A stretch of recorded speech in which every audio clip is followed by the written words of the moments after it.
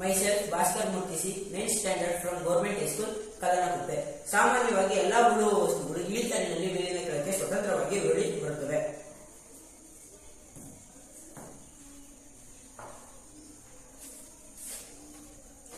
ಆದರೆ ಅದೇ ವಸ್ತುಗಳು ಇಳಿಜಾರಿನಲ್ಲಿ ಕೆಳಗಿನ ಮೇಲಕ್ಕೆ ಚಲಿಸಬೇಕಂದ್ರೆ ಅದರ ಮೇಲೆ ನಾವು ಬಲ ಪ್ರಯೋಗ ಮಾಡಬೇಕು.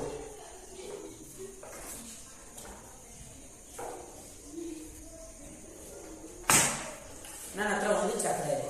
ಈ ಚಕ್ರದ ಮೇಲೆ ನಾನು ಬಲ ಪ್ರಯೋಗ ಮಾಡದೇ ಇದ್ರೂ ಸಹ ಇಳಿಜಾರಿನಲ್ಲಿ ಕೆಳಗಿನ ಮೇಲಕ್ಕೆ ಸುಲಭವಾಗಿ ಚಲಿಸುತ್ತದೆ.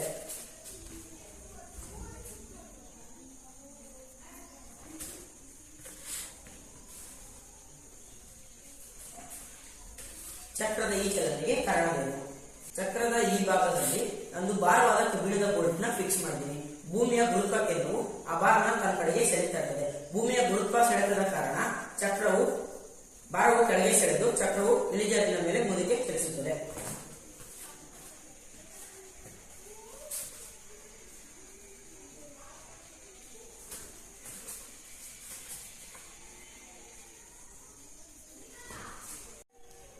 ಆವೇಶಭರಿತ ಕಣಗಳಿಂದ ಉಂಟಾದ ಬಲವೇ ಸ್ಥಾಯಿ ವಿದ್ಯುತ್ ಬಲ. ಈ ಸ್ಥಾಯಿ ವಿದ್ಯುತ್ ಬಲನ ನಾನು ಅರ್ಥ ಮಾಡ್ಕೊಳ್ಳೋಕೆ ಒಂದು ಸಿಂಪಲ್ ಆದ ಆಕ್ಟಿವಿಟಿನ ಮಾಡ್ತಾ ಇದ್ದೀನಿ. ಗಾಜಿನ ಬೌಲ್ ಅಲ್ಲಿ ಥರ್ಮೋಕೋಲ್ ಪಿಕ್ ಬಾಲ್ಗಳನ್ನ ತಗೊಂಡಿದ್ದೀನಿ. ಪ್ಲಾಸ್ಟಿಕ್ ಪೈಪ್ ನ ಉಲ್ಲನ್ ಬಟ್ಟೆಯಲ್ಲಿ ಚೆನ್ನಾಗಿ ಉಜ್ಜಿ ಆವೇಶಭರಿತಗೊಳಿಸ್ತಾ ಇದ್ದೀನಿ.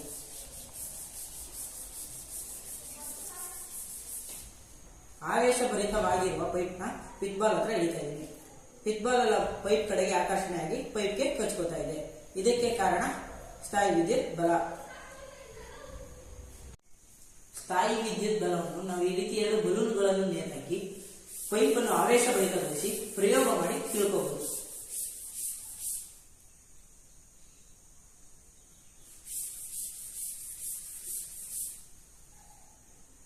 ಬಲೂನುಗಳು ಪೈಪಿನ ಕಡೆ ಆಕರ್ಷಣೆಯಾಗಲು ಕಾರಣ ಪೈಪಿನಲ್ಲಿ ಉಂಟಾದ ಸ್ಥಾಯಿ ವಿದ್ಯುತ್ ಆವೇಶ.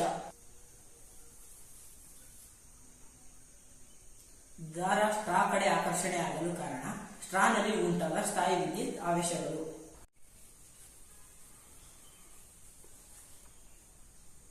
ಉಲ್ಲನ್ ಬಟ್ಟೆಯಲ್ಲಿ ಉಜ್ಜಿದಾಗ ಸ್ಟ್ರಾನಲ್ಲಿ ಉಂಟಾದ ಆವೇಶವು ಟೆಫ್ಲಾನ್ ಟೇಪ್ ಅನ್ನು ತನ್ನ ಕಡೆ ಆಕರ್ಷಣೆ ಮಾಡುತ್ತದೆ.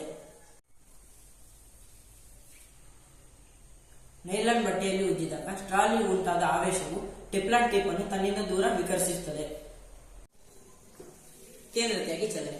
ವಸ್ತುಗಳು ಕೇಂದ್ರದಿಂದ ದೂರ ಸರಿಯುವ ವಿದ್ಯಮಾನವನ್ನು ಕೇಂದ್ರತೆಯಾಗಿ ಚಲನೆ ಅಂತ ಹೇಳ್ತೀವಿ.